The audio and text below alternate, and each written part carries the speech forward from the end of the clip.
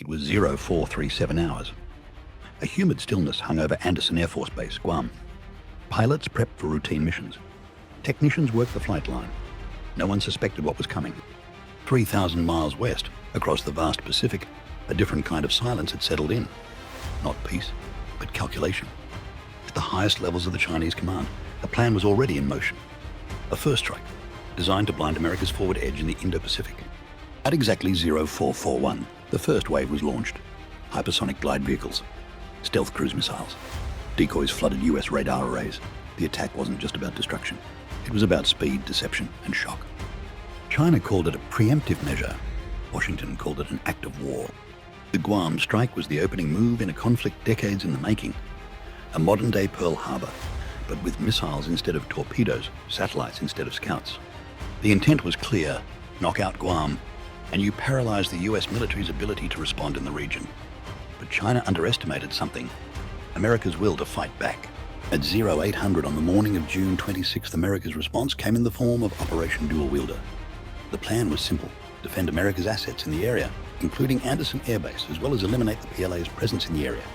Objective SHIELD would see fighter bombers of the 81st Dragon Squadron assigned the task of eliminating the PLA airborne troops that were preparing for an air assault operation against Andersen Air Force Base. This would require a strike on the airfield at Saipan. Once the strike on Saipan was complete, the Dragons would provide close air support for the ground units and rotary units of the 17th Combat Aviation Brigade who were engaged in the defense of Andersen Airfield.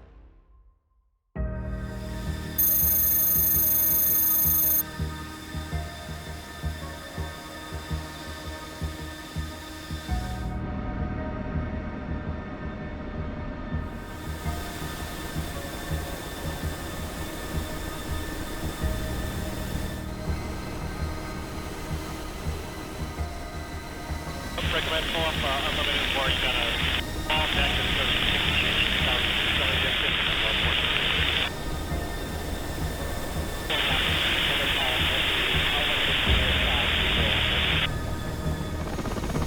Range 1, copy.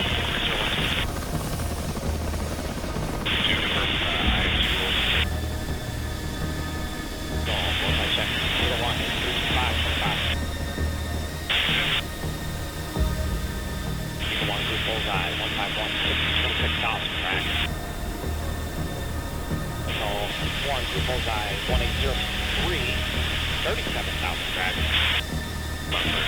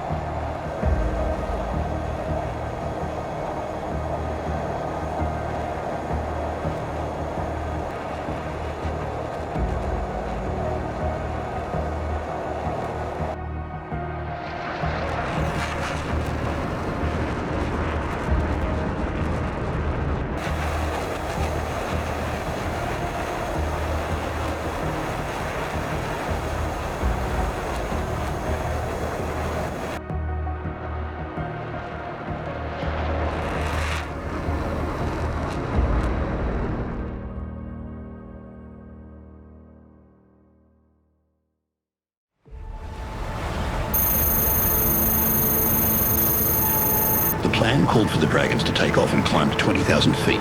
As they approached Saipan, they would inevitably be picked up by the hastily set-up Chinese air defense radar. One of the F-16s would launch an anti-radiation missile which would ride the radar's beam back to the radar dish and destroy it. If successful, Saipan's air defenses would be blinded. If not, the Dragons would face a barrage of surface-to-air missiles. The F-16s would only get one shot at the radar. They had to make it count.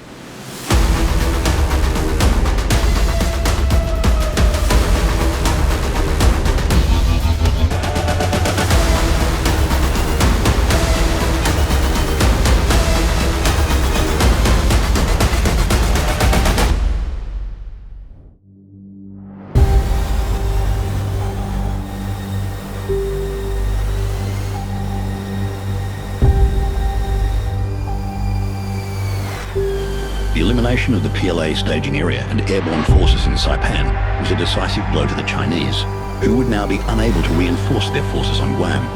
With the successful completion of their mission, the men of the 81st Dragons returned to base to await further tasking. The Chinese commanders would soon come to fear the phrase, "Vipers unleashed."